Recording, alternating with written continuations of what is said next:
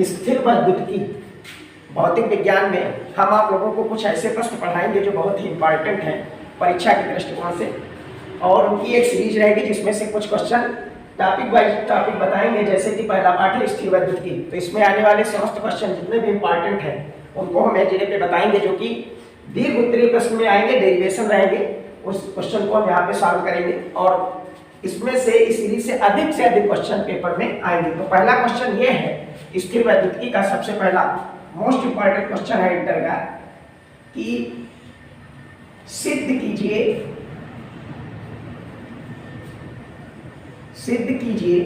कि अक्षीय स्थिति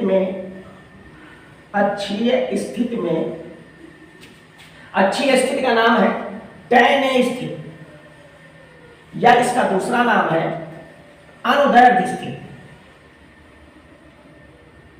अनुदैर्ध्य स्थिति में वैद्युत द्विध्रुव के कारण वैद्युत क्षेत्र की तीव्रता E बराबर 1/4 पाई एप्सिलॉन नॉट के 2p अपॉन r क्यूब होती है। एक तो ये प्रश्न ऐसा रहेगा कि सिद्ध कीजिए कि अक्षीय स्थिति में या tan स्थिति में या अनुदैर्ध्य स्थिति में वैद्युत द्विध्रुव के कारण वैद्युत क्षेत्र की तीव्रता E बराबर 1/4 पाई एप्सिलॉन नॉट के 2p अपॉन r क्यूब होती है। या ये क्वेश्चन आएगा कि अक्षीय वैद्युत द्विध्रुव के कारण अक्षीय स्थिति में वैद्युत क्षेत्र की तीव्रता का व्यंजक प्राप्त कीजिए। अब क्या करेंगे इसमें, देखो सबसे पहले यहाँ पर सीधा यह वैद्युत द्विध्रुव, तो सबको पता है, पहले क्लास में पढ़ चुके हैं इससे पहले कि वैद्युत द्विध्रुव क्या होता है। अगर दो आवेश परिमाण में समान हो, थोड़ी एक मिनट के लिए इधर समझ लो, उसके बाद बताइए। यानी दो आवेश परिमाण में समान हो और प्रकृति में विपरीत हो और बहुत ही अल्प दूरी पर स्थित है। प्रकृति में विपरीत का मतलब एक पॉजिटिव क्यू है प्लस का क्यू तो दूसरा माइनस क्यू, अगर एक प्लस 2 माइक्रोकूलम तो दूसरा माइनस 2 माइक्रोकूलम हो, ये प्रकृति में हो जाएंगे विपरीत और परिमाण में समान हो और बहुत अल्प दूरी पर हो तो वह वैद्युत द्विध्रुव का निर्माण करते हैं। ये वैद्युत द्विध्रुव हुआ। जैसे अगर हम देखें तो HCl में H डेल्टा प्लस और Cl डेल्टा माइनस, ये जो चार्ज आता है जितना पॉजिटिव चार्ज उतना नेगेटिव चार्ज, इन दोनों के कारण जो बनेगा ये कहलाएगा, जितना पॉजिटिव चार्ज है उतना ही नेगेटिव चार्ज है और ये कहलाएगा वैद्युत द्विध्रुव, क्योंकि इनके बीच की डिस्टेंस बहुत ही कम है HCl। उसी तरह से यहाँ पर क्या होगा, मान लिया कि दो आवेश हैं, एक है प्लस क्यू और एक है माइनस क्यू, जो कि परस्पर कितनी दूरी पर रखे हैं 2l दूरी पर स्थित है। और जब प्लस क्यू और माइनस क्यू आवेश परस्पर 2l दूरी पर स्थित हैं और जिनसे वैद्युत द्विध्रुव AB का निर्माण होता है, ये प्लस क्यू और माइनस क्यू 2l दूरी पर है और इनसे वैद्युत द्विध्रुव AB का निर्माण होता है। द्विध्रुव के मध्य बिंदु O से, द्विध्रुव के मध्य बिंदु O से अक्षीय स्थिति में, मध्य बिंदु O से अक्षीय स्थिति में R बिंदु पर, R दूरी पर स्थित बिंदु C पर वैद्युत क्षेत्र की तीव्रता ज्ञात करनी है। अब C पर वैद्युत क्षेत्र की तीव्रता ज्ञात करनी है। C एक ऐसा बिंदु है, तो ये 2l दूरी है। अब यहां से देखें अगर A और B के बीच की दूरी, तो यहां से टोटल दूरी 2l थी, ये वाली भी l हो जाएगी और ये वाली दूरी भी l हो जाएगी। अब C पर वैद्युत क्षेत्र की तीव्रता ज्ञात करनी है, C एक ऐसा बिंदु है, तो इस पर देखेंगे कितने आवेश के कारण वैद्युत क्षेत्र की तीव्रता होगी। तो यहाँ पर चूंकि दो आवेश हैं, एक है धनावेश और दूसरा है ऋणावेश, तो धनावेश के कारण भी तीव्रता होगी C पर और ऋणावेश के कारण भी तीव्रता होगी। तो जैसा कि हम पहले से जानते हैं कि धनावेश के कारण बिंदु C पर जो तीव्रता होगी वो सदैव आवेश से दूर की ओर होगी। कहने का मतलब यह है कि अगर आवेश प्लस की इस साइड में है तो इसके कारण जो तीव्रता आएगी वो C से बाहर की ओर जाएगी और ये हो जाएगी किसके कारण तीव्रता, धनावेश के कारण तीव्रता। मान लिया हमने इसको E1 माना, जबकि ऋणावेश के कारण जो तीव्रता होगी C पर वो सदैव आवेश की ओर होगी, क्योंकि कभी भी ऋणावेश की तीव्रता जो होती है वो सदैव आवेश की ओर होती है उसकी दिशा। तो ये दिशा कितनी हो जाएगी, तो अगर देखा जाए तो C पर दो तीव्रताएं हो गई, एक E1 जो कि धनावेश के कारण आवेश से दूर की ओर है और दूसरी ऋणावेश के कारण आवेश की ओर है। तो C पर दो तीव्रताएं होंगी, एक E1 और E2। तो अगर दो वेक्टर अपोजिट हो तो उनका परिणामी निकालने के लिए क्या करते हैं, E1 माइनस E2। अब जब E1 माइनस E2 करेंगे तो C पर परिणामी तीव्रता हमको मिल जाएगी। तो सबसे पहले ये है कि C पर जो E1 और E2 है, तो परिणामी तीव्रता निकालने के लिए E1 और E2 निकालने के लिए ये देखें कि माइनस Q से C की दूरी कितनी है। तो माइनस Q से अगर हम C की दूरी चेक करें तो यहाँ से ध्यान देना, ये दूरी R लिखी है, O से C तक की दूरी R है, और यहाँ पे ध्यान दें तो ये वाली दूरी L है, O से B तक की दूरी L है। अगर इस L दूरी को हम R से माइनस कर दें तो यहाँ से दूरी जो है माइनस Q से निकल आएगी, कितनी आ जाएगी, R माइनस L। सेम इसी तरह अगर हम प्लस Q से डिस्टेंस देखना चाहें तो प्लस Q से डिस्टेंस कितनी हो जाएगी, ये डिस्टेंस O से लेकर के C तक की डिस्टेंस R है, और इतनी डिस्टेंस अगर L और मिल जाए तो ये R प्लस L डिस्टेंस हो जाएगी, यानी प्लस Q की जो डिस्टेंस हो जाएगी वो कितनी हो जाएगी, C पर R प्लस L। तो अब भैया हमको बस यहीं पर ये देखना कि प्लस Q के कारण हमने तीव्रता को क्या माना है, E1। तो यहाँ पर हम लिख सकते हैं प्लस Q आवेश के कारण, प्लस Q आवेश के कारण बिंदु C पर वैद्युत क्षेत्र की तीव्रता। तो वैद्युत क्षेत्र की तीव्रता पाठ में पढ़ चुके हैं हम कि E का फार्मूला होता है E बराबर 1/4 पाई एप्सिलॉन नॉट के Q अपॉन R स्क्वायर। अब Q अपॉन R स्क्वायर होता है, ये फार्मूला होता है, पर यहाँ पर चूंकि यहाँ पर हम लिखेंगे प्लस Q आवेश के कारण तीव्रता, तो प्लस Q के कारण आवेश तो प्लस Q रहेगा, लेकिन डिस्टेंस में R नहीं होगी, Q के कारण है, E1 पर तीव्रता है, डिस्टेंस है R प्लस L। तो इस फार्मूले में ये लिखेंगे कि E1 बराबर 1/4 पाई एप्सिलॉन नॉट के Q upon R plus L का होल स्क्वायर, और इसको इक्वेशन नंबर 1 मान लो। प्लस Q आवेश के कारण बिंदु C पर वैद्युत क्षेत्र की तीव्रता हो गई। अब माइनस Q आवेश के कारण, माइनस Q आवेश के कारण इसी तरह से लिखेंगे माइनस Q आवेश के कारण बिंदु C पर वैद्युत क्षेत्र की तीव्रता। तो अब वैद्युत क्षेत्र की तीव्रता क्या हो जाएगी, सेम फार्मूला रहेगा, वही रहेगा, लेकिन माइनस Q के कारण हमने तीव्रता को क्या माना था, E2, क्योंकि E2 की डायरेक्शन माइनस Q की ओर है, और हमको पता है माइनस Q के कारण या माइनस आवेश के कारण सदैव तीव्रता आवेश की दिशा में होती है, इसलिए ये E2 हो गया, और ये हो जाएगा 1/4 पाई एप्सिलॉन 0 के Q अपॉन चिन्ह पॉजिटिव नेगेटिव दिया हुआ है, पॉजिटिव ही रखेंगे क्योंकि यहाँ पे जो माइनस Q है वो ये बता रहा है यहाँ दिशा को देख लिया, इसलिए सदिश राशि में कभी भी जब Q का मान रखेंगे तो दिशा को देखने के बाद Q भी सदैव पॉजिटिव ही रखा जाएगा। तो ये क्या हो जाएगा, यहाँ से ये डिस्टेंस कितनी दी हुई है, R माइनस L, ये R माइनस L का क्या हो जाएगा, होल स्क्वायर। अब R प्लस L का होल स्क्वायर है, R माइनस L का होल स्क्वायर है। अब दोनों तीव्रताओं की दिशा इसको 2 मान लो। बिंदु C पर क्या होगा, एक E1 उधर E2 इधर। अब जो ज्यादा होगी और जो कम होगी दोनों का जो अंतर आएगा वही C पर परिणामी तीव्रता होगा।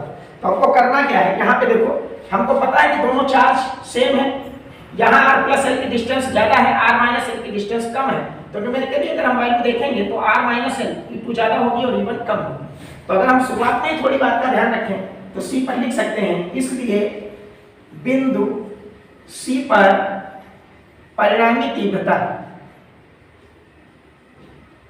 वैद्युत क्षेत्र की तीव्रता है परिणामी तीव्रता E बराबर, हम क्या कर दें, E2 माइनस E1। अब E2 माइनस E1 कर दिया, दोनों वैल्यू E2 और E1 की हमारे पास है और उसको इस पे रखना रहेगा, तो E2 और E1 की वैल्यू जब रखेंगे तो E बराबर 1/4 पाई एप्सिलॉन नॉट के E2 Q upon R minus L का होल स्क्वायर माइनस E1 की वैल्यू 1/4 पाई एप्सिलॉन के Q upon R plus L का होल स्क्वायर। अब यहाँ देखो कॉमन है 1/4 पाई एप्सिलॉन नॉट के, दोनों में कॉमन और Q भी कॉमन, तो क्या हो जाएगा, इसलिए E बराबर 1/4 पाई एप्सिलॉन नॉट के कॉमन हो जाएगा और Q भी कॉमन हो जाएगा, बचेगा 1/R माइनस L का whole square minus 1/R plus L का होल स्क्वायर। अब E बराबर 1/4 पाई एप्सिलॉन नॉट के Q अब ध्यान से देखो r माइनस एल का whole square r plus L का होल स्क्वायर मैथमेटिकली देखें तो r माइनस एल है और r प्लस एल है, दोनों का होल स्क्वायर है, दोनों को एक साथ में करके इसको स्क्वायर होल स्क्वायर लगाएंगे और r प्लस एल का होल स्क्वायर और इधर हो जाएगा r माइनस एल का होल स्क्वायर। ये इधर हो जाएगा डिवाइड करने के बाद इसका इधर मल्टीप्लाई और इसका इधर मल्टीप्लाई हो जाएगा। E बराबर 1/4 पाई एप्सिलॉन नॉट के क्यू। इसको डायरेक्ट देखें तो a प्लस b का whole square minus a minus b का होल स्क्वायर जो होता है 4ab के बराबर होता है। लेकिन क्या करेंगे हम ब्रैकेट एक बार ओपन कर देंगे ताकि समझने में आसानी रहे। a square plus b square plus 2ab, यहां माइनस होने के कारण ये होगा r square plus l square minus 2r, तो r स्क्वायर हो जाएगा माइनस में, l स्क्वायर भी हो जाएगा माइनस का और माइनस 2r इसमें हो जाएगा प्लस 2rl और नीचे a minus b a plus b a square minus b square, इसका क्या होगा whole square, r square cancel out, l square cancel out हो जाएगा। तो जो e की वैल्यू निकल के आएगी वो होगी 1/4 pi epsilon not k q into 2rl और यहाँ 2rl और तो 2rl कितना हो गया 4rl, तो q into 4rl upon r square minus l square का whole square.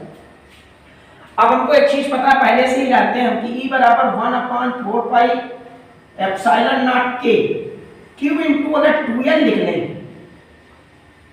q into 2l, ये वाला q और यहाँ से 2 और ये l, तो यहाँ पे 2r बचेगा और नीचे बचेगा r square minus l square का होल स्क्वायर।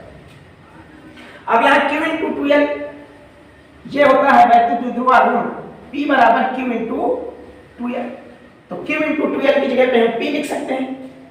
और एक चीज और साथ में ध्यान रखना है कि r देखिए r की वैल्यू l की तुलना में बहुत ज्यादा है, तो जब r की तुलना में l की वैल्यू कम है या ये कहें r की वैल्यू l की तुलना में ज्यादा है तो r स्क्वायर और ज्यादा हो जाएगा।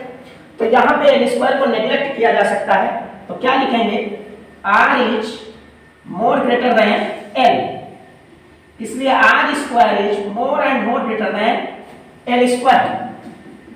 ऐसे केस में l स्क्वायर को नेग्लेक्ट कर देंगे। E बराबर 1/4 pi epsilon not k q into tl को लिखेंगे p इनटू 2r और नीचे ध्यान दें ये नेग्लेक्ट करोगे ये 0 हो जाएगा, r स्क्वायर की पावर 2 और हो जाएगी, r की पावर 4 होगी और 4 को लिखेंगे r क्यूब इनटू r और r से r कैंसिल हो जाएगा।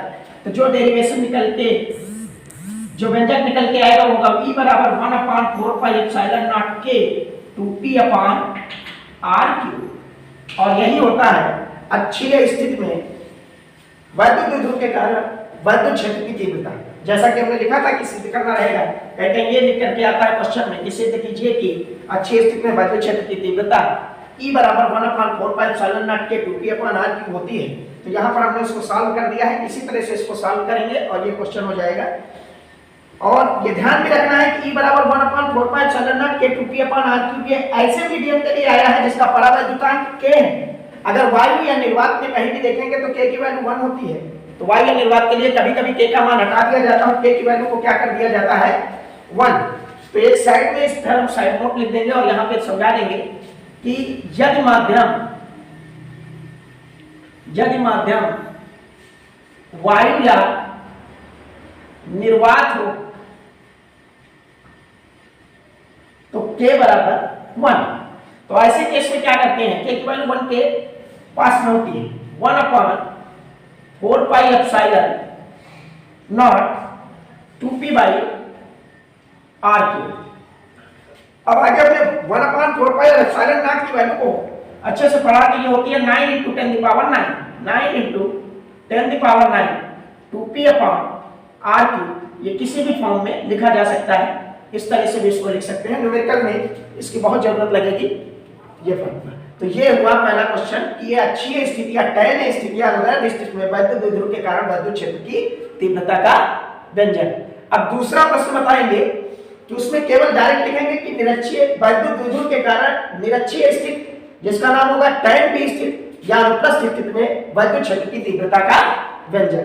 तो ये दूसरा प्रश्न होगा, ये बहुत इंपॉर्टेंट प्रश्न है, या तो अक्षीय स्थिति में आएगा कि वैद्युत द्विध्रुव के कारण अक्षीय स्थिति में वैद्युत क्षेत्र की तीव्रता ज्ञात कीजिए, या तो आएगा कि वैद्युत द्विध्रुव के कारण निरक्षीय स्थिति में वैद्युत क्षेत्र की तीव्रता का व्यंजक प्राप्त कीजिए। तो अब इसको मिटाए दे रहे हैं, आप बताएंगे कौन सी स्थिति, निरक्षीय स्थिति में वैद्युत क्षेत्र की तीव्रता का व्यंजक। आज हम 3 क्वेश्चन बताएंगे, तीनों क्वेश्चन में 3 डेरिवेशन बताएंगे और तीनों डेरिवेशन में एक तो आना ही आना है, एक नहीं तो 2 आएंगे, अगर एक आता है तो एक से न्यूमेरिकल आएगा, तो इसमें बहुत ही इंपॉर्टेंट क्वेश्चन आएंगे, इसलिए थोड़ा सा ध्यान देना। अब दूसरा क्वेश्चन कहो चाहे दूसरा डेरिवेशन कहो, कोई दिक्कत नहीं है। दूसरा क्वेश्चन ये है कि वैद्युत द्विध्रुव के कारण, वैद्युत द्विध्रुव हमने पहले भी बताया है, वैद्युत द्विध्रुव वो है जिनमें दोनों के आवेश समान हो लेकिन प्रकृति में वो विपरीत हो और बहुत अल्प दूरी पर स्थित हो, तो वो वैद्युत द्विध्रुव बनाते हैं। तो वैद्युत द्विध्रुव के कारण यहां पर हमारा उद्देश्य इंपॉर्टेंट क्वेश्चन को कराना, बिल्कुल डिटेल में नहीं पढ़ाएंगे क्योंकि समय कम है, बहुत ही तेजी से रिवीजन करना है। तो वैद्युत द्विध्रुव के कारण निरक्षीय स्थिति, निरक्षीय स्थिति जिसका नाम एक और होता है टैन स्थिति, टैन स्थिति, या इसी को किस नाम से जानते हैं, अनुप्रस्थ स्थिति। अनुप्रस्थ स्थिति में वैद्युत क्षेत्र की तीव्रता का व्यंजक, वैद्युत क्षेत्र की तीव्रता का व्यंजक। अब तीव्रता का व्यंजक वैद्युत द्विध्रुव के कारण निरक्षीय स्थिति में, निरक्षीय स्थिति माने अपने अक्ष से हट करके, अक्षीय स्थिति जैसे कि अक्ष भी है तो इसी पर कहीं जाकर के इसकी वैद्युत क्षेत्र की तीव्रता ज्ञात करनी होती है, तो वह अक्षीय स्थिति होती है, जो कि हमने पहले ज्ञात की है पहले प्रश्न में। अब इसमें निरक्षीय स्थिति, निरक्षीय स्थिति माने ये अक्ष हुआ। अब निरक्षीय इसमें 2 तरह से हो सकता है, कहीं पर भी हो सकता है, यहाँ हो सकता है, यहाँ हो सकता है, या अक्ष से हट करके हो सकता है, पर यहाँ समद्विभाजक भाग में होगा, टैन स्थिति में होगा, अनुप्रस्थ स्थिति में होगा। डायरेक्ट 90 डिग्री पर ही हम यहाँ पर निकालेंगे तो निरक्षीय स्थिति में वैद्युत क्षेत्र की तीव्रता का व्यंजक प्राप्त होगा। तो सबसे पहले हम क्या करते हैं, मान लिया कि वही चीज है, यहाँ पर एक प्लस q आवेश है और एक माइनस q आवेश है, दोनों 2l दूरी पर स्थित है और 2l दूरी पर स्थित है और इनसे वैद्युत द्विध्रुव किसका निर्माण होता है, AB का निर्माण होता है। अब वैद्युत द्विध्रुव AB का निर्माण होता है। अब द्विध्रुव के मध्य बिंदु O से R दूरी पर, लेकिन किस स्थिति में R दूरी पर, निरक्षीय स्थिति में, निरक्षीय स्थिति में R दूरी पर स्थित बिंदु C पर, ये C बिंदु होगा, स्थित बिंदु C पर वैद्युत क्षेत्र की तीव्रता ज्ञात करनी है। यहां पर वैद्युत क्षेत्र की तीव्रता ज्ञात करनी है।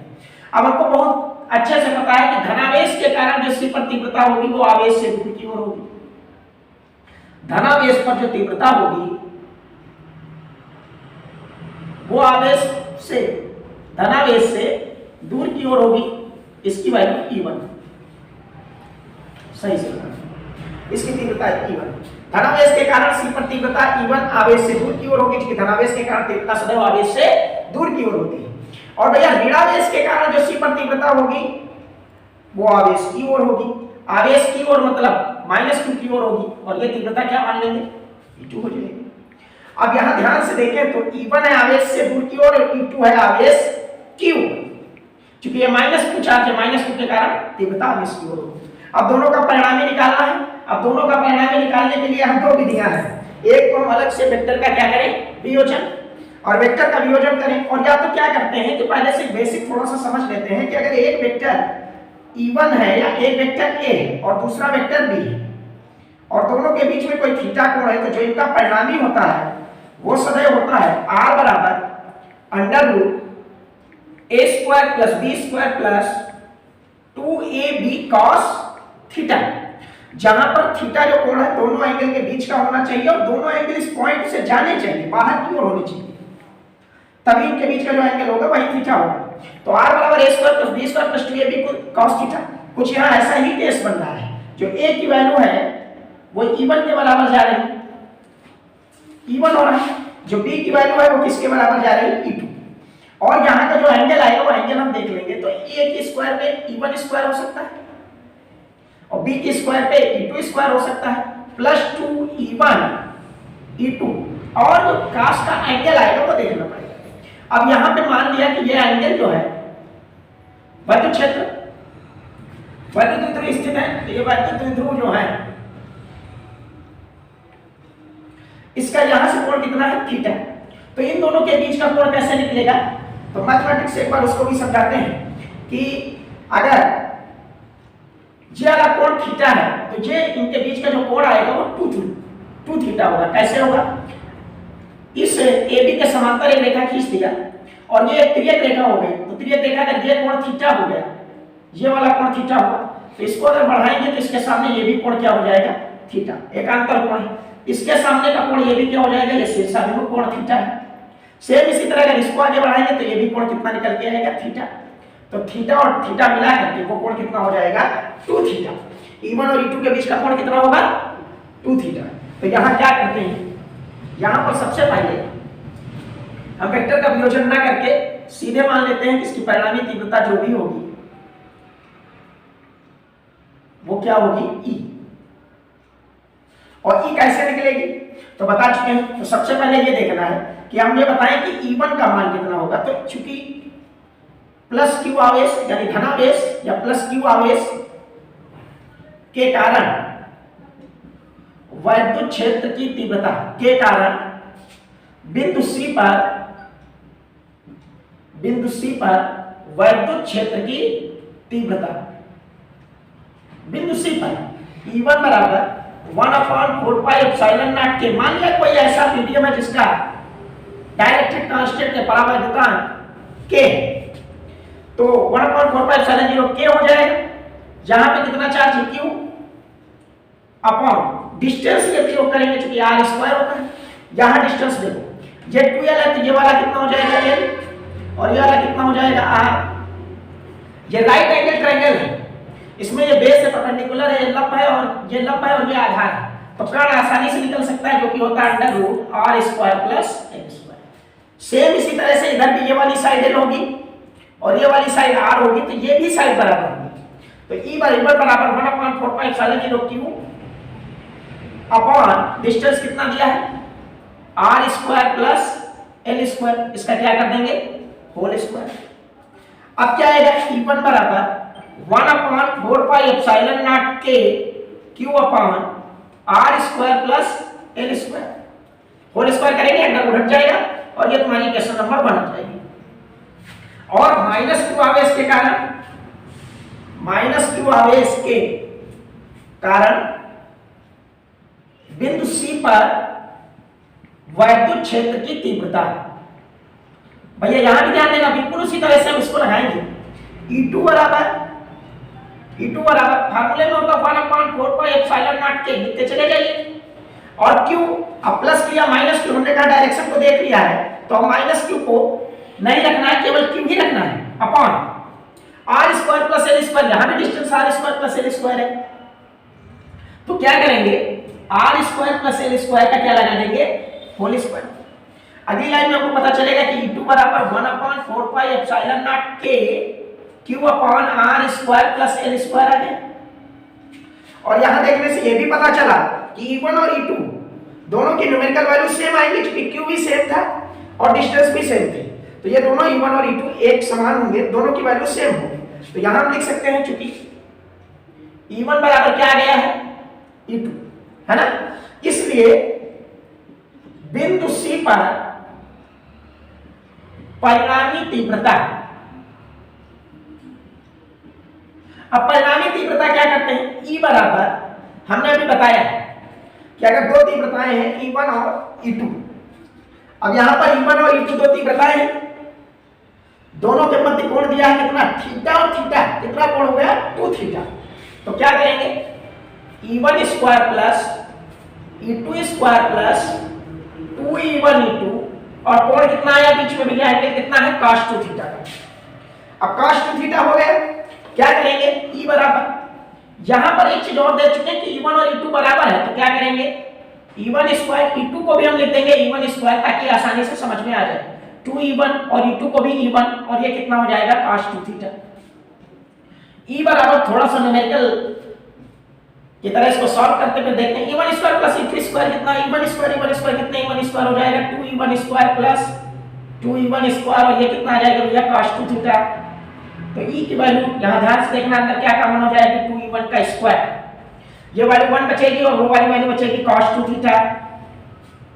अब यहां से ध्यान देना, रूट टू अंडर रूट के अंदर स्क्वायर रूट के अंदर 2 रहेगा, even under root 2 even square 1 plus cos 2 theta. तो इसमें से बाहर हो जाएगा इवन, आ जाएगा under root 2 1 plus cos 2 theta. अब cos 2 थीटा का फार्मूला लगाएंगे, तो ई बराबर even 2 1 plus cos 2 theta 2 cos square theta और -1 +1 -1 कैंसिल, तो ई बराबर 2 2 इसका 2 निकलेगा, इवन होगा और cos थीटा होगा। ई की वैल्यू पहले ही पता है, इवन की वैल्यू कितनी है 1/4 पाई एप्सिलॉन नॉट के, 1/4 पाई एप्सिलॉन नॉट के Q upon R square plus L square, R square plus L square into cos theta. cos theta होता है आधार बटे कर्ण, आधार बटे कर्ण एल बटे under root R square plus L square, bracket में लिख देंगे क्योंकि cos theta equal L by under root R square plus L square. अब ये हो जाएगा ई बराबर 1/4 पाई एप्सिलॉन 0 के Q into 2l upon R square plus L square की होल पावर 3/2, चूंकि r is more less than l, r is more greater than l, इसलिए r square is more and more greater than l square. यहाँ देखिए r की value l की तुलना में ज्यादा है, r की वैल्यू बढ़ जाएगी, l बहुत ही कम होगा। तो इसको जो सॉल्व करेंगे तो e बराबर 1/4 पाई एप्सिलॉन 0 के 1/4 पाई एप्सिलॉन नॉट के q इनटू टीएल को लिखेंगे p अपॉन आर स्क्वायर की होल पावर 3/2, 2 और 2 कैंसिल हो जाएगा, तो e बराबर आएगा 1/4 पाई एप्सिलॉन नॉट के p बाई आर क्यूब। यही होता है निरक्षीय स्थिति में वैद्युत क्षेत्र की तीव्रता का व्यंजक। निरक्षीय स्थिति में वैद्युत क्षेत्र की तीव्रता का व्यंजक आ गया। अब वायु या निर्वात के लिए हमको पता है, अगर अगली लाइन में लिखते हैं कि वायु या निर्वात के लिए, तो वायु या निर्वात के लिए k का मान कितना होता है, k का मान होता है 1, तो वैद्युत क्षेत्र की तीव्रता E हो जाएगा E बराबर 1/4 pi epsilon not Q upon P upon R Q, और ये वैद्युत क्षेत्र की तीव्रता का व्यंजक है। तब तक सब लोग इसका स्क्रीनशॉट ले लो। तीसरा बताएंगे, तीसरा क्वेश्चन होगा, तीसरा क्वेश्चन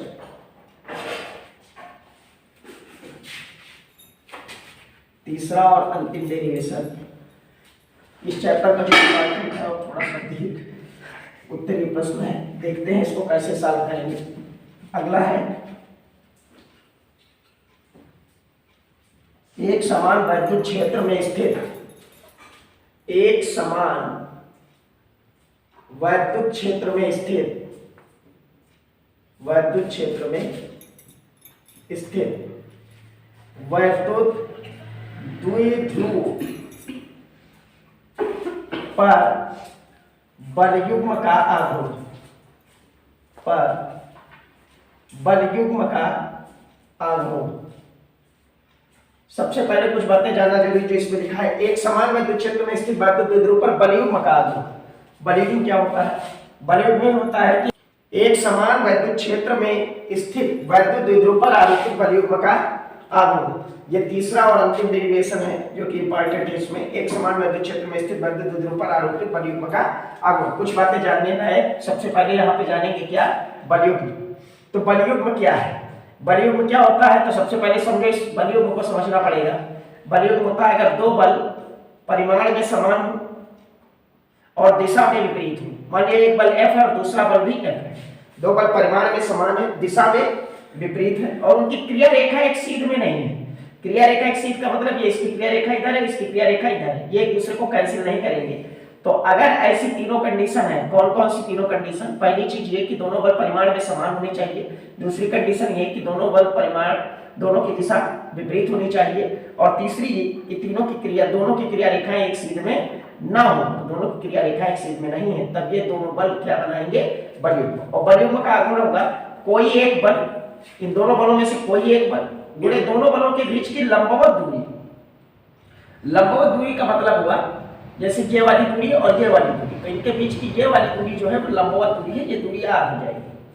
लेकिन अगर ये दोनों बल ऐसे लगे, मान लिया कि एक इधर की तरफ लग रहा है F1 यानी F है और इधर की तरफ लग रहा है F, तो इस केस में लंबवत दूरी जो है वो निकालनी पड़ेगी, क्योंकि ये लंबवत दूरी नहीं है दोनों के बीच की। लंबवत दूरी का मतलब ये वाली दूरी, ये का मतलब इसको क्लियर पीछे बढ़ा इसके क्लियर रेखा को और इसको, तो ये वाली दूरी जो होगी वो लंबवत दूरी होगी। ये तो कुछ ऐसा होने वाला है, इसका केस बनेगा यहाँ पर। अभी एक समान वैद्युत क्षेत्र में स्थित वैद्युत द्विध्रुव पर आरोपित बलयुग्म का आघूर्ण। तो क्या करेंगे, सबसे पहले इसको देखने से पहले इसका एक डायग्राम बनाते हैं कि मान लिया कि यहाँ पर एक समान वैद्युत क्षेत्र है E, एक समान वैद्युत क्षेत्र है E, और इस एक समान वैद्युत क्षेत्र में माइनस Q आवेश प्लस Q आवेश से बहुत पास है, जिससे वैद्युत द्विध्रुव का निर्माण होता है, जिसका नाम है AB, और इनके दोनों आवेशों के बीच की दूरी कितनी है, 2।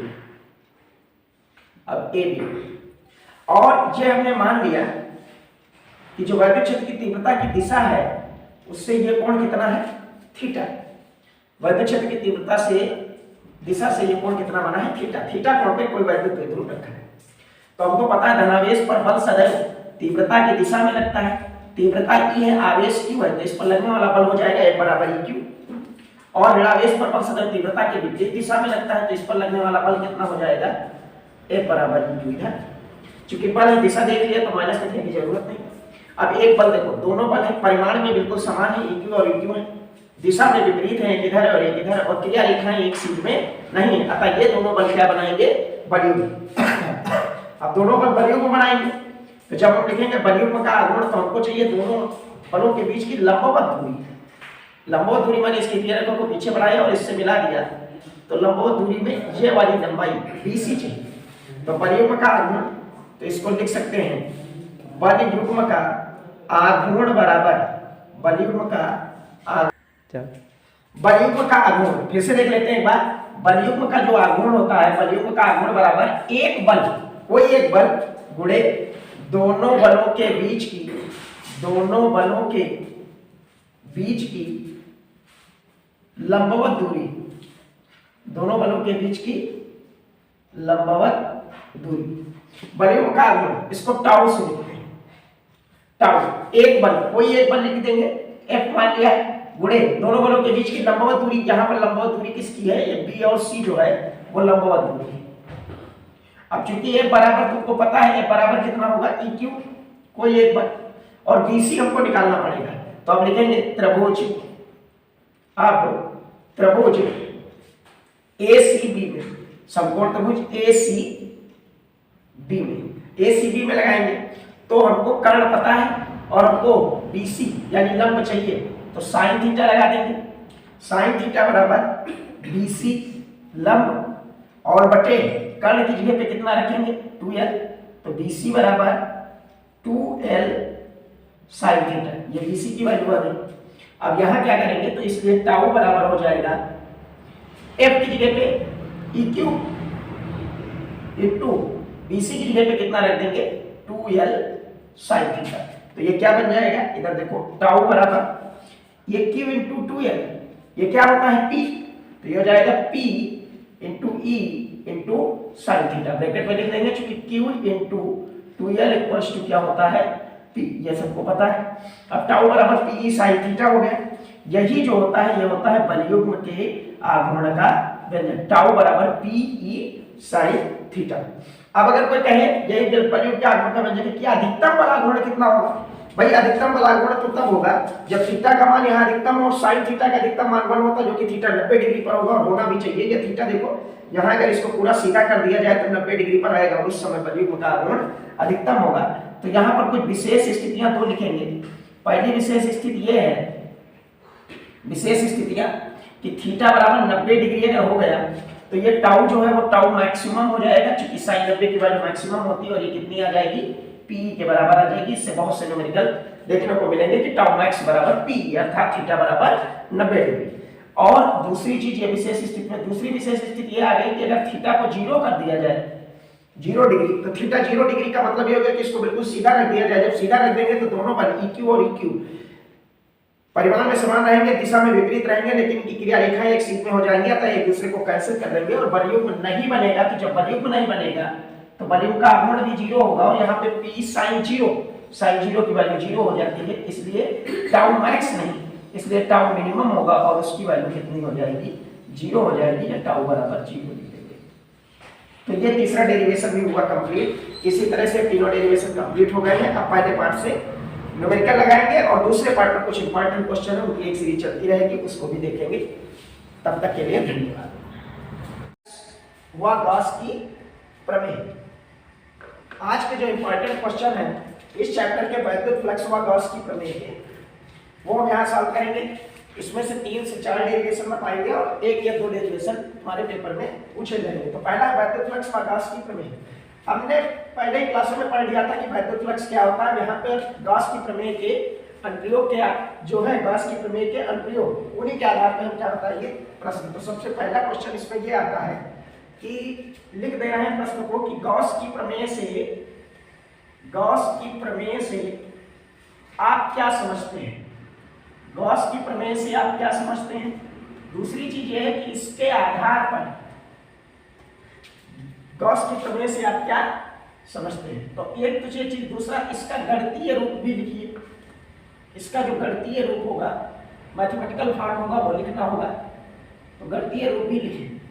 तो ये प्रश्न जब आएगा कि गणितीय रूप भी लिखिए, तो सबसे पहले गॉस की प्रमेय के बारे में हम जानते हैं। इसका पृष्ठ ये सदैव कैसे पृष्ठ के लिए लागू होती है, तो पृष्ठ सदैव बंद होना चाहिए। बंद मतलब सरफेस जो होनी चाहिए वो पूरी बंद होनी चाहिए और चार्ज मान लिया इसके अंदर प्लस क्यू आवेश रखा है। तो गॉस की प्रमेय ये कहती है कि अगर कोई बंद सरफेस है और उसके अंदर प्लस क्यू चार्ज रखा है, तो उससे जो भी इलेक्ट्रिक फ्लक्स बाहर निकलेगा वो सदैव Q into 1 upon epsilon not के इक्वल होगा। अर्थात कहने का मतलब ये हुआ कि ये भी कह सकते हैं कि फाई जो होगा वो Q अपॉन एप्सिलॉन नॉट के बराबर होगा।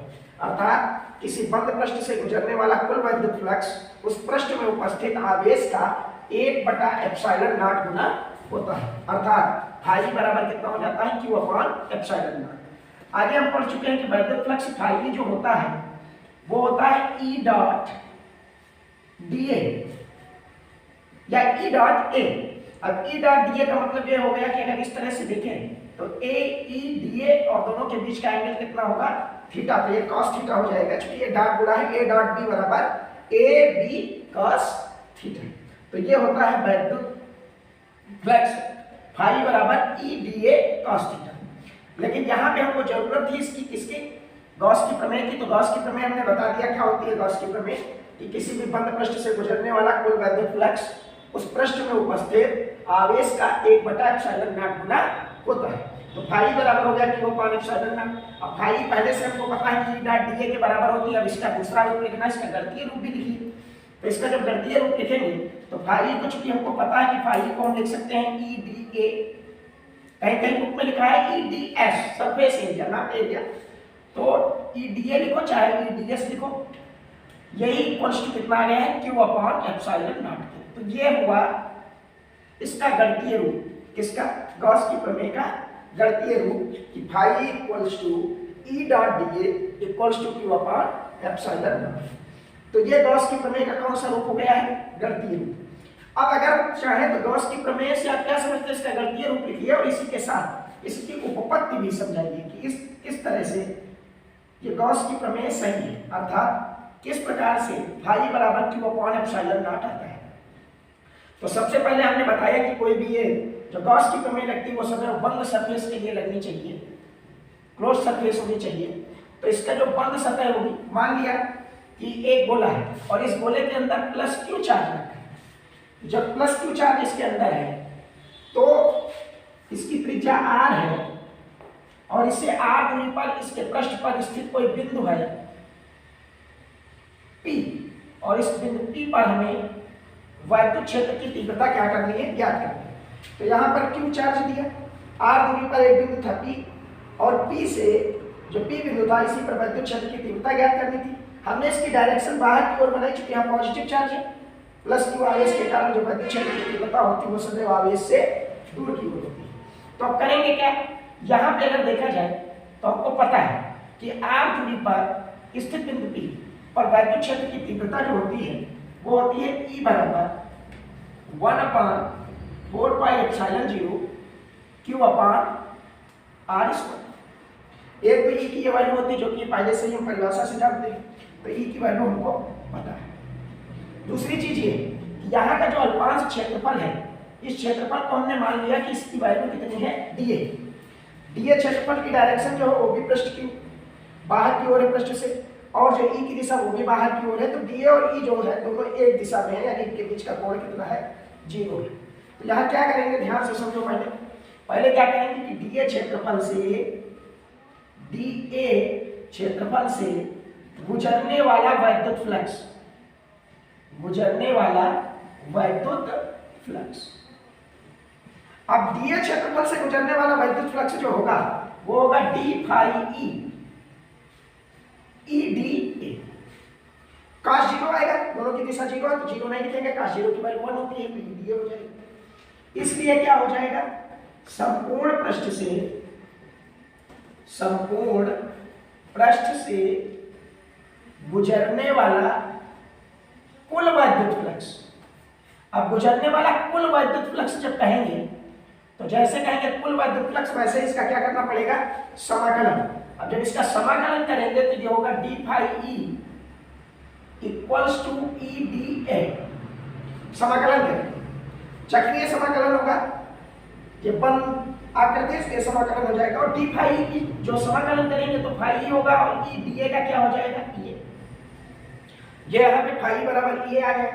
अब चूंकि यहाँ समझो E की value 1/4πε0 Q upon r square होती है, और A एक गोला है, और गोले के लिए जो A की वैल्यू है, चूंकि A इक्वल्स टू कितना होगा 4πr स्क्वायर, तो यहाँ से क्या हो जाएगा, phi E equals to EA। E की वैल्यू हो जाएगी 1/4πε0 Q अपान r स्क्वायर और इंटू 4πr स्क्वायर, ये 4πr स्क्वायर हो जाएगा, 4π कैंसिल, r स्क्वायर कैंसिल हो जाएगा, तो phi इक्वल्स टू क्या निकल के आ गया, Q अपान ε0। और हमने बताया कि Q अपान ε0 phi के बराबर है, तो अगर Q अपान ε0 तो यही होती है गॉस की प्रमेय। चूंकि गॉस की प्रमेय में गॉस ने बताया था कि जो किसी बंद पृष्ठ से गुजरने वाला वैद्युत फ्लक्स होता है वो उस पर उपस्थित आवेश का 1/ε0 गुना होता है, तो phi बराबर Q/ε0, यही सिद्ध करना था। और ये क्या हो गई, गॉस की प्रमेय। तो यहाँ लिख देंगे यही गॉस की प्रमेय है, तो ये गॉस की प्रमेय प्रूव होती है, गॉस की प्रमेय है, ये प्रूव हो गया, यही गॉस की प्रमेय है। बहुत इंपॉर्टेंट क्वेश्चन था, सभी लोग इसका स्क्रीनशॉट ले लें, लिखने की जरूरत नहीं है। अब अगला जो बताइए, ये तो गॉस की प्रमेय से आप क्या समझते हैं, इसका गणितीय रूप लिखिए और इसकी उत्पत्ति कीजिए। तीनों हो गए यहाँ पर, ये क्वेश्चन लगभग कंप्लीट हुआ। इसके बाद दोबारा बताएंगे कि गॉस की प्रमेय की आधार पर कूलाम के नियम का सत्यापन। तो कूलाम के नियम का सत्यापन या कूलाम के नियम की उपपत्ति, तो हम कूलाम का नियम देखेंगे कि किस प्रकार से गॉस की प्रमेय से कूलाम के नियम को निकाला जा सकता है। तो अब ये पहला प्रश्न था, अब दूसरा प्रश्न बताएंगे इस चैप्टर का, तो वो भी लिख रहे होगा, सबका डेरिवेशन एक जैसा होगा, बहुत ध्यान से समझने की जरूरत है। दूसरा डेरिवेशन देखेंगे। दूसरा डेरिवेशन ये है कि गॉस के नियम के आधार पर कूलाम के नियम की उपपत्ति।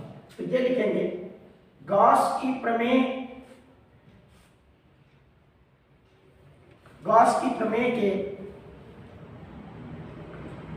आधार पर कूलाम के नियम की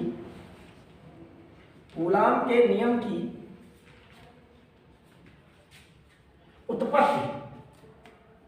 यह बताना है कि कूलाम का नियम, गॉस के प्रमेय के आधार पर कूलाम के नियम की उत्पत्ति गॉस की प्रमेय से कूलाम का नियम किस प्रकार से निकल के आया है, इसका डेरिवेशन करना है।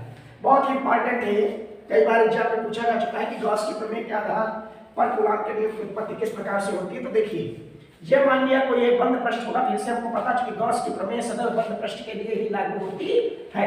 अगर किसी भी केस में या किसी भी डेरिवेशन में पृष्ठ बंद नहीं होता है तो उसको हम काल्पनिक रूप से बंद करेंगे और उसको मानेंगे कि यह काल्पनिक गॉसियन पृष्ठ है उस क्वेश्चन में। पर यहाँ पर हमको गॉस की प्रमेय के आधार पर कूलाम के नियम की उत्पत्ति करना, तो ये समझ लेते हैं कि मान लिया यहाँ पर भी एक बंद सरफेस है और यहाँ +q आवेश दिया गया, जिसके कारण इससे r दूरी पर r दूरी पर स्थित बिंदु P है और P पर वैद्युत क्षेत्र की तीव्रता कितनी है E। लेकिन इस पृष्ठ की जो पृष्ठ का क्षेत्रफल है वो dA के बराबर है और इसकी दिशा E की दिशा में है।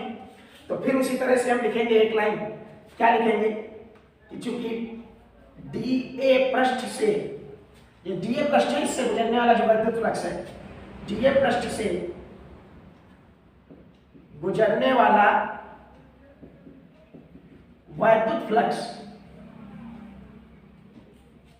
तो dA पृष्ठ से गुजरने वाला वैद्युत फ्लक्स कई बार पहले पढ़ चुके हैं। यहां पे d phi E dA cos 0 लिखना चाहिए, क्योंकि dA और E की वैल्यू डायरेक्शन सेम है, तो इसलिए यहाँ पे cos 0 हो जाएगा। cos 0 की वैल्यू 1 होती है, इसलिए इसको हम नहीं लिख रहे हैं। इसलिए संपूर्ण पृष्ठ पूरा पृष्ठ का लेंगे और संपूर्ण पृष्ठ से गुजरने वाला कुल वैद्युत फ्लक्स। अब अगर कुल वैद्युत फ्लक्स चाहिए, से गुजरने वाला कुल वैद्युत फ्लक्स, तो कुल वैद्युत फ्लक्स का मतलब यह हुआ कि यहाँ क्षेत्रफल dA है, इसी तरह का पूरा क्षेत्रफल, यहाँ भी क्षेत्रफल होगा, यहाँ भी क्षेत्रफल होगा, यहाँ भी, तो पूरा इसका क्षेत्रफल होगा। पूरे क्षेत्रफल से निकालना है तो इसका आपको समाकलन करना पड़ेगा, क्योंकि सतत योग करना होगा और सतत योग के लिए समाकलन का प्रयोग करते हैं। तो संपूर्ण पृष्ठ से गुजरने वाला कुल वैद्युत फ्लक्स कैसे निकलेगा, इधर देखते हैं। d फाई E बराबर कितना हो जाएगा, E dA, इसका क्या कर देंगे समाकलन, बंद पृष्ठ का समाकलन है, चक्रीय समाकलन होगा, संपूर्ण पृष्ठ d फाई E। अब ये बंद पृष्ठ है, समाकलन करेंगे, d फाई E का समाकलन कितना आता है फाई, समाकलन को यहाँ कठिन नहीं है, d फाई E का फाई हो जाएगा और E dA का E जो कांस्टेंट और dA का कितना हो जाएगा EA। बायोलॉजी वाला थोड़ा सा ध्यान दें, बायोलॉजी वाले, फाई बराबर कितना हो जाएगा EA। ये क्वेश्चन नंबर कितनी हो गई, अब फाई बराबर EA ये हो गया। अब इससे देखिए गॉस की प्रमेय के आधार पर, अब गॉस की प्रमेय लगा देंगे दोबारा, तो लिख देंगे अतः गॉस की प्रमेय से, अब गॉस की प्रमेय ये बताती है कि जो फाई की वैल्यू होती है वो कितनी होती है Q upon epsilon not. Question number कितनी हो गई, अब दोनों को आपस में कंपेयर कर दें तो EA इक्वल्स टू कितना आ जाएगा Q अपॉन एप्सिलॉन। यहां से लेके तो हम A की वैल्यू रख सकते हैं, एक लाइन और लिख लें E बराबर Q upon A epsilon not. अब A की बात करें तो चूंकि एरिया जो है इसकी रेडियस r है और ये गोला है, तो गोले का जो पृष्ठीय क्षेत्रफल होता है वही संपूर्ण पृष्ठ और वक्र पृष्ठ दोनों क्षेत्रफल जो होते हैं वो 4 पाई r स्क्वायर के बराबर होते हैं गोले के। तो ये 4 पाई r स्क्वायर हो जाएगा, तो E की वैल्यू हो जाएगी Q upon 4 pi r square epsilon not, r square epsilon not. अब यहाँ मान लीजिए कि ये प्लस Q आवेश है और ये इसके कारण वैद्युत क्षेत्र है, और यहाँ पर कोई एक अन्य आवेश बिंदु P पर कोई एक अन्य आवेश रखा हुआ है Q नॉट। क्या रखा हुआ है Q नॉट।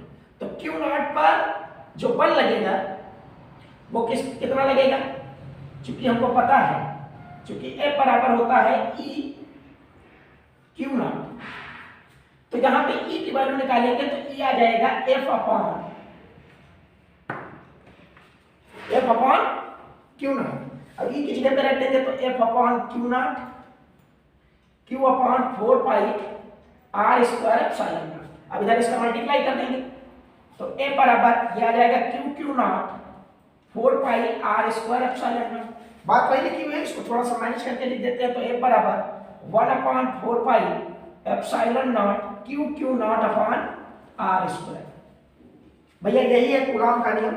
कूलॉम का नियम यही कहता है कि अगर दो आवेश r दूरी पर स्थित हो तो उनके बीच लगने वाला आकर्षण या प्रतिकर्षण बल अर्थात वैद्युत बल दोनों आवेशों के गुणनफल के अनुक्रमानुपाती तथा उनके बीच की दूरी के वर्ग के व्युत्क्रमानुपाती होता है। तो A बराबर 1 अपॉन 4 पाई एप्सिलॉन नॉट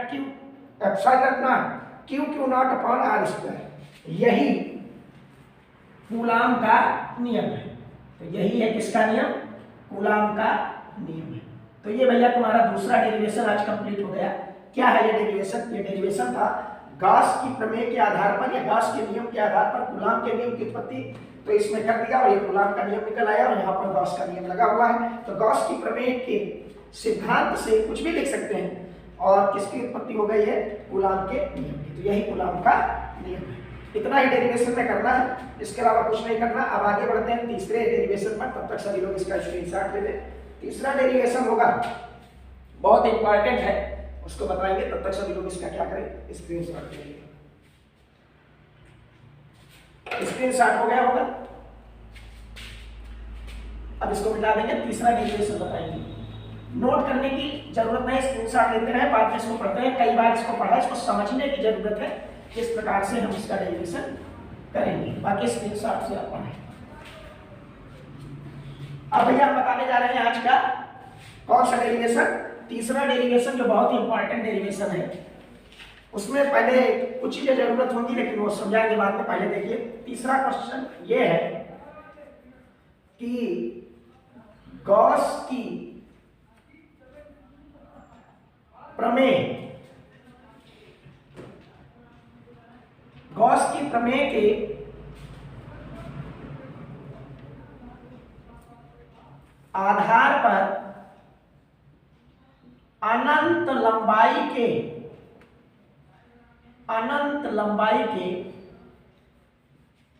चालक तार, अनंत लंबाई के चालक तार के समीप वैद्युत क्षेत्र की तीव्रता। पहले इसको समझने की जरूरत है, कई तरह से पूछ लेते हैं। गॉस के प्रमेय के आधार पर, गॉस की जो प्रमेय है, गॉस की प्रमेय के आधार पर अनंत लंबाई के चालक तार के समीप वैद्युत क्षेत्र की तीव्रता। इसका मतलब है कि गॉस की प्रमेय का प्रयोग कीजिए और कोई अनंत लंबाई का चालक तार है, उसके समीप वैद्युत क्षेत्र की तीव्रता प्राप्त कीजिए। तो यहाँ पर ये इंपॉर्टेंट डेरिवेशन है, अभी तक का सबसे मोस्ट इंपॉर्टेंट डेरिवेशन में आएगा। बहुत ही ज्यादा इंपॉर्टेंट डेरिवेशन है, मोस्ट इंपॉर्टेंट। भैया इसको ध्यान से समझो सभी लोग। देखो इधर कि गॉस की प्रमेय के आधार पर अनंत लंबाई के चालक तार के समीप वैद्युत क्षेत्र की तीव्रता। तो सबसे पहले करते क्या है, सबसे पहले गॉस की प्रमेय हमको पता है, गॉस की प्रमेय सतह बंद पृष्ठ के लिए लगती है। यहाँ अनंत लंबाई का चालक तार है, मान लिया कि अनंत लंबाई का यह चालक तार है। अनंत लंबाई का चालक तार का मतलब हो गया इसकी लंबाई फिक्स नहीं है, यह अनंत लंबाई का चालक तार है। लेकिन इस अनंत लंबाई के चालक तार का कुछ भाग हमने ले लिया है और इसकी लंबाई को क्या माना है, L। ये एक अनंत लंबाई का चालक तार था, इसकी लंबाई L ले लिया। और जब L लंबाई लेते हैं और इस चालक तार को प्लस Q आवेश देते हैं तो वह इसकी सतह पर हो जाता है प्लस Q आवेश को। अब इस प्लस Q आवेश के कारण इसकी वैद्युत क्षेत्र की तीव्रता बतानी है। मान लिया कि इस प्लस Q आवेश से r दूरी पर कोई बिंदु है P और इस पर वैद्युत क्षेत्र की तीव्रता ज्ञात करनी है। धनावेश से बिंदु P पर वैद्युत क्षेत्र की तीव्रता की दिशा सदैव धनावेश से दूर की ओर होगी, अर्थात बाहर की ओर होगी। अब यहाँ पर सबसे ज्यादा ध्यान देने की बात यह है कि हमने कहा गॉस की प्रमेय के आधार पर, गॉस की प्रमेय तभी लगेगी जब ये पृष्ठ क्या होगा, बंद होगी।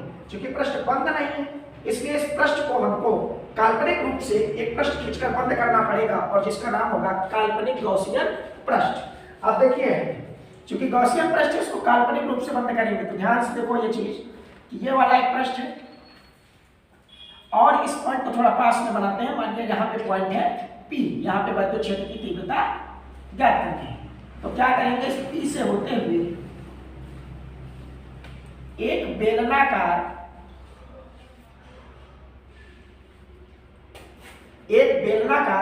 काल्पनिक गॉसियन पृष्ठ खींचेंगे। कैसा पृष्ठ है, काल्पनिक पृष्ठ है, गॉसियन पृष्ठ है, बेलनाकार पृष्ठ है।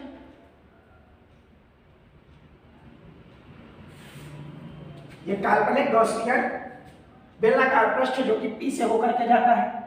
अब ये चार्ज काल्पनिक रूप से बंद हो गया। अब क्या करेंगे, इस पृष्ठ पर एक अल्पांश क्षेत्रफल क्या लेंगे, dA। फिर वही कहानी होगी कि अगर इस पृष्ठ पर एक अल्पांश क्षेत्रफल dA है तो यहां से लिखना शुरू कर देंगे कि पृष्ठ के अल्पांश क्षेत्रफल, लेकिन तुम इतना लिख लो, अल्पांश क्षेत्रफल dA से गुजरने वाला, अल्पांश क्षेत्रफल dA से गुजरने वाला वैद्युत फ्लक्स, अल्पांश क्षेत्रफल dA से गुजरने वाला वैद्युत फ्लक्स कई बार हमने बताया है कि d फाई e होगा और वो कितना हो जाएगा, E dA cos 0 लिखने की यहाँ पे जरूरत नहीं।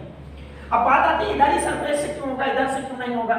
तो यहाँ पे एक बात समझ लेते हैं, क्योंकि यहाँ पे ई की डायरेक्शन इस दिशा में है धनावेश के कारण, इस डायरेक्शन में। और अगर इस वाली सरफेस पे देखें तो इसके पृष्ठ की जो दिशा होती है वो सदैव लंबवत होती है, और वो दिशा किधर हो जाएगी, बाहर ऊपर की ओर। जब ऊपर की ओर होगी तो ये एंगल कितना हो जाएगा, 90। अगर यहीं पर हम लगाए डी फाई बराबर E D A cos theta, तो कॉस 90 आएगा, और कॉस 90 की वैल्यू कितनी होती है, 0। इसलिए इस दिशा में कोई भी फ्लक्स नहीं होगा। जो फ्लक्स होगा वो सदैव इसके वक्र पृष्ठ से, अर्थात इधर वाली सतह से ही गुजरेगा। तो डी फाई बराबर ई डी ए, और इधर की दिशा कितनी है, 0, तो कॉस 0 हो गया। तो यहाँ पे हम लिख देंगे अगली लाइन में डी फाई बराबर कितना हो गया, ई डी ए। अतः संपूर्ण पृष्ठ से गुजरने वाला, अतः संपूर्ण पृष्ठ से गुजरने वाला कुल वैद्युत फ्लक्स, गुजरने वाला कुल वैद्युत फ्लक्स, भैया गुजरने वाला कुल वैद्युत फ्लक्स, तो समाकलन कर देंगे। डी फाई बराबर कितना आ जाएगा, ई डी ए आ जाएगा। अब डी फाई हमें बताया कि इसका जो समाकलन आता है वो कितना आता, फाई और ई डी ए, तो ई तो कांस्टेंट हो जाएगा क्योंकि एक समान है, और डी ए कितना निकल के आया, ए के बराबर हो जाएगा। तो फाई बराबर कितना आ गया, ई ए। अब चूंकि ए की वैल्यू देख लेते हैं, ए हमने बताया कि एरिया जो है हटेगा, यहाँ पर बोला नहीं है क्या है, बेलन, और बेलन के लिए जिस सरफेस से तुम्हारा फ्लक्स निकल रहा है वो है इसका वक्र पृष्ठ, और वक्र पृष्ठ होता है कितना, 2 पाई आर एल, एल लंबाई का है तो 2 पाई आर एल हो जाएगा। तो यहां से देखें तो फाई बराबर हो जाएगा E into 2 pi R L, equation number 1 मान सकते हैं। दूसरा ये तो इतना सिस्टम इससे निकल के आ गया, फाई बराबर इंटू 2 पाई आर एल। दूसरा इसमें लिखा है कि गॉस की प्रमेय के आधार पे, तो गॉस की प्रमेय से लिख देते हैं गॉस की प्रमेय से, क्योंकि हमने पहले ही फाई पता कर लिया है कि अगर कोई भी पृष्ठफलक है उसमें +2 आवेश है तो उससे गुजरने वाला जो वैद्युत फ्लक्स होता है फाई बराबर वो q अपॉन एप्सिलॉन नॉट के बराबर होता है। तो गॉस की प्रमेय से क्या हो जाएगा, फाई हो जाएगा q अपॉन एप्सिलॉन नॉट, ये क्वेश्चन नंबर 2। माध्यम जो है वायवीय निर्वाती है, तो यहां क्या करेंगे, समीकरण 1 और 2 है, क्या कर सकते हैं, समीकरण 1 व 2 से, समीकरण 1 व 2 से दोनों फाई के बराबर है, तो हो जाएगा e into 2 pi R L equals to q upon epsilon not. तो यहां से e निकल के आएगा, क्या निकलेगा, q upon 2 pi epsilon not r, एक बार देखिए इसको, q बराबर 2 pi R L epsilon not, या e बराबर q upon 2 pi epsilon naught R L. भैया अगर देखें तो एक तरह से तो e बराबर q upon 2 pi epsilon naught R into L आ गया। अब चूंकि हमको पता है कि जो q अपॉन एल होता है उसको लैम्डा से लिखते हैं, और ये होता है रेखीय आवेश घनत्व। कौन सा घनत्व होता है, रेखीय आवेश घनत्व q अपॉन एल। रेखीय आवेश घनत्व क्या है, एकांक लंबाई पर जितना भी आवेश उपस्थित होगा वही कहलाएगा रेखीय आवेश घनत्व लैम्डा।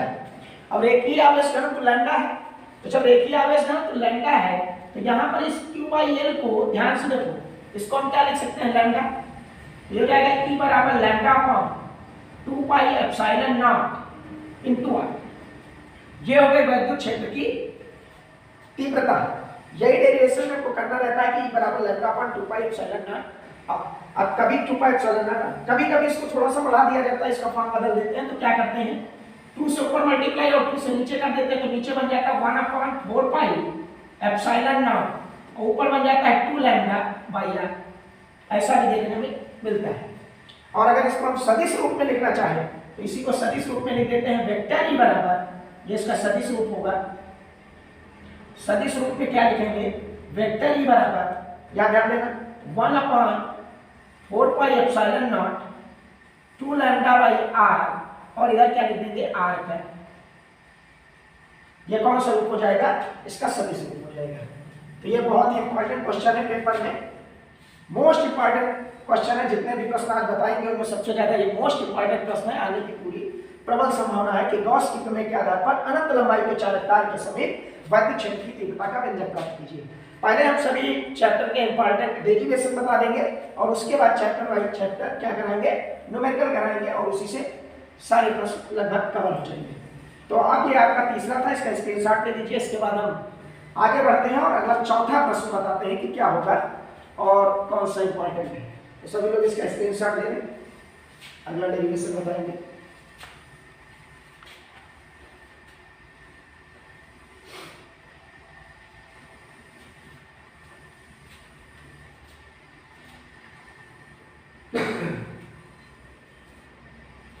देखिए अगला क्वेश्चन, इसको बता रहे हैं, अगला प्रश्न बता रहे हैं।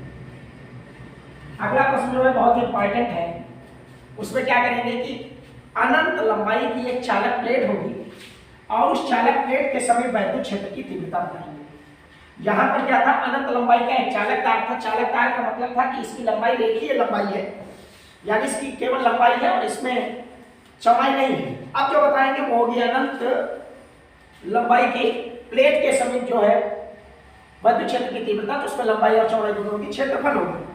तो यहाँ पे क्या करेंगे, ध्यान से देखो, अब लिखे दे रहे हैं कि क्या,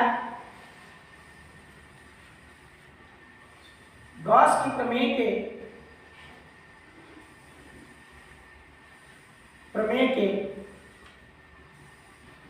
आधार पर अनंत गॉस की प्रमेय के आधार पर अनंत लंबाई की प्लेट के समीप, अनंत लंबाई की हो, अनंत चौड़ाई की हो, अनंत क्षेत्रफल की हो, अनंत लंबाई की प्लेट के समीप वैद्युत क्षेत्र की तीव्रता का व्यंजक, तीव्रता का व्यंजक। गॉस की प्रमेय के आधार पर अनंत लंबाई की प्लेट के समीप वैद्युत क्षेत्र की तीव्रता का व्यंजक। अनंत लंबाई की प्लेट होगी, लंबाई अनंत है, चौड़ाई भी अनंत हो जाएगी क्योंकि अनंत लंबाई की प्लेट होगी। क्या करेंगे, गॉस की प्रमेय के आधार पर अनंत लंबाई की प्लेट के समीप वैद्युत क्षेत्र की तीव्रता, या गॉस की प्रमेय के आधार पर प्लेट के समीप वैद्युत क्षेत्र की तीव्रता। क्या करते हैं, सबसे पहले करेंगे क्या, एक मान लेंगे कि अनंत लंबाई की क्या है, चालक प्लेट। अब अनंत लंबाई और की चालक प्लेट है, तो इसकी लंबाई इधर की परिमित नहीं होगी, इधर भी इसकी लंबाई परिमित नहीं होगी, अपरिमित होगी, इनफाइनाइट होगी। इधर भी इसकी लंबाई जाएगी, चौड़ाई जाएगी, यह नहीं।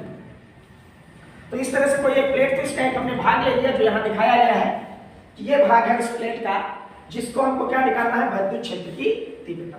ये प्लेट देखने में तो ऐसी लग रही है 2D की तरह से, लेकिन इसको देखें तो इस तरह से ये प्लेट है और इस प्लेट के कारण हमें इससे r दूरी पर क्या बतानी है, वैद्युत क्षेत्र की तीव्रता। तो जितनी तीव्रता इस वैद्युत क्षेत्र के कारण इस साइड में होगी, उतनी वैद्युत क्षेत्र की तीव्रता इस साइड में होगी।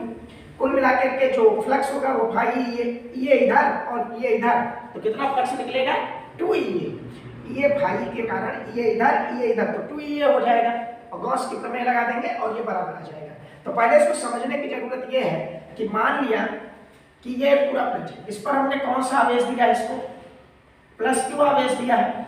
बहुत ध्यान से समझना, जब प्लस क्यू आवेश देंगे तो प्लस क्यू आवेश देंगे तो क्या प्लेट है, तो प्लेट बन रहेगी, तो इसका कुछ भाग क्या करना पड़ेगा, जब इसकी सतह पर प्लस क्यू आवेश आ जाएगा तो यहाँ क्या करेंगे, मान लिया कि इससे भी कुछ दूरी पर एक बिंदु है P, इस P पर वैद्युत क्षेत्र की तीव्रता ज्ञात करें। दूसरा एक पॉइंट है P,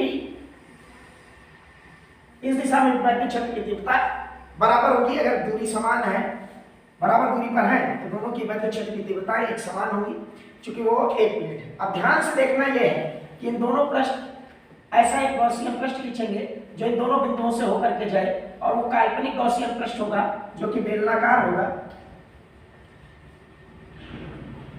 इधर P1 से और इधर किससे जाएगा, P2 से।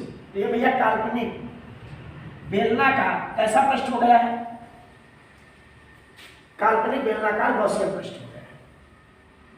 अब यहाँ तुम लोगों को ध्यान देना चाहिए कि इस प्लेट के ऊपर क्या होगा, यहाँ क्या होगा। तो यहाँ पर देख लीजिए, प्लेट ऐसे रखी है, धनावेश के कारण तीव्रता सदैव बाहर की ओर होगी, तो या तो इस साइड में बाहर की ओर होगी, मान लिया इधर की साइड में P1 है तो P1 के कारण जो इधर तीव्रता होगी वो E होगी। सेम प्लेट की सेम आवेश से सेम बराबर दूरी पर देखेंगे तो दूसरी ओर भी इतनी दूरी पर जो तीव्रता होगी वो भी बाहर की ओर होगी, कितनी होगी, अनंत लंबाई की चालक प्लेट। अब क्या करेंगे, यहां पर अल्पांश क्षेत्रफल लेंगे जिसकी dA होगा, इधर भी अल्पांश क्षेत्रफल क्या ले लेंगे, सेम उसी तरह से dA होगा। अब dA होगा, इसकी तरफ से देखें तो अल्पांश क्षेत्रफल के कारण जो फ्लक्स होगा उसको मान रहे हैं कि इसके कारण जो फ्लक्स है वो कितना है, phi E1 d phi E1, और इधर जो फ्लक्स निकलेगा इसके कारण वो कितना हो जाएगा, d फाई E2। चित्र समझ में आ रहा है, समझ गए, d फाई 1। अब इधर के कारण अगर हम देखते थे क्योंकि dA सरफेस से कितना क्षेत्रफल निकलता था, फ्लक्स निकलता था, dA सरफेस से जो फ्लक्स निकलता था वो होता था d फाई E बराबर E dA। तो अगर संपूर्ण पृष्ठ से देखते थे तो कितना निकलता था, फाई बराबर कितना हो जाता था, EA। अब फाई बराबर EA, ध्यान से समझना है, फाई बराबर EA होता था। तो अगर इस साइड में देखें तो यहां पर जो फाई है वो फाई दो चीजों से बनी है, एक तो इधर वाले फ्लक्स से फाई E1 से, दूसरा इधर वाले फ्लक्स से फाई E2 से। और चूंकि फाई E किसके बराबर होता है, फाई E की वैल्यू कितनी होती है, EA के बराबर। तो ये जो फाई E आएगा टोटली, तो फाई E बराबर ये साइड में लिखेंगे, इसको समझेंगे, फाई E बराबर कितना हो जाएगा, EA इधर के कारण और प्लस EA इधर के कारण, तो कुल मिला के यहाँ पे फाई E कितना आ गया है, 2। Equation number 1। इधर के कारण जो फाई निकला वो भी ये था, और जितना इधर है उतना ही इधर होगा, इसलिए ये भी कितना हो जाएगा, ये हो जाएगा। कुल मिला के कितना हो गया, फाई है। अब उन लोगों को लगता होगा ये फ्लक्स इधर है, ये फ्लक्स इधर है, दोनों को घटा दें अपोजिट होगा, लेकिन यहाँ पर ये क्या है, बद्ध फ्लक्स एक कैसी राशि होती है, अदिश राशि होती है, दिशा का इस पर कोई प्रभाव नहीं पड़ता। तो इसलिए EA प्लस EA ही जोड़ेंगे और ये कितना आ जाएगा, 2EA हो जाएगा। तो फ्लक्स कितना हो गया, फाई इक्वल्स टू 2EA। अब यहाँ पे लगा देंगे कौन सा, गॉस की प्रमेय। तो भैया ध्यान से देखना, गॉस की प्रमेय से फाई कितना हो जाता है, गॉस की प्रमेय में Q upon epsilon not. Equation number ये 2 हो गया। अब क्या लिखेंगे, समीकरण, ध्यान से देखना, समीकरण 1 व 2 से, ये अंतिम डेरिवेशन है, इसके बाद कोई डेरिवेशन नहीं बताएंगे। ये सबसे लास्ट है, फाई बराबर ये प्लस ये, फाई ये 2EA हुआ, phi Q upon epsilon not. इसको ध्यान से देखिए। अब यहाँ क्या हो जाएगा, ये देखना है, तो 2EA equals to Q upon epsilon naught. अगर E निकाला जाए तो ये जाएगा Q upon 2A epsilon not. अब यहाँ ध्यान से देखो, चूंकि Q अपॉन A, इसको हम स्मॉल सिग्मा सिग्मा लिखते हैं, Q अपॉन A, ये सिग्मा क्या है, ये है पृष्ठ आवेश घनत्व। ये क्या है, आवेश पृष्ठ घनत्व हो, ठीक है। जो पृष्ठ पर आवेश घनत्व होगा वही होगा सिग्मा, और वो होगा Q बाई A। जैसे होता था रेखीय आवेश घनत्व, वैसे होगा पृष्ठ आवेश घनत्व। रेखीय आवेश घनत्व में L से डिवाइड करते हैं, है ना, और पृष्ठ आवेश घनत्व में यहाँ A से डिवाइड कर देते हैं। एक होता है आयतन पृष्ठ घनत्व, उसमें B से डिवाइड करते हैं, और यहाँ इसका काम नहीं। यहाँ Q बाई A बराबर सिग्मा लिख देंगे, तो E बराबर हो जाएगा Q बाई A की जगह पे सिग्मा अपॉन 2 एप्सिलॉन नॉट। और यही प्लेट के समीप वैद्युत क्षेत्र की तीव्रता का व्यंजक है, वैद्युत क्षेत्र की तीव्रता का व्यंजक है। तो भैया ये जितने भी इंपॉर्टेंट क्वेश्चन इससे बने थे, 4 क्वेश्चन वो हमने करा दिए हैं। अब आगे के क्वेश्चन अगली क्लास में कराएंगे। अब कुछ ही चीजें इसमें इंपॉर्टेंट बची हैं, और इसी तरह से लेसन बाय लेसन जितने भी इंपॉर्टेंट क्वेश्चन हैं उन सबको हम एक साथ करा देंगे, सारे डेरिवेशन, और उसके बाद हम न्यूमेरिकल कराएंगे लेसन बाय लेसन। तब तक के लिए धन्यवाद।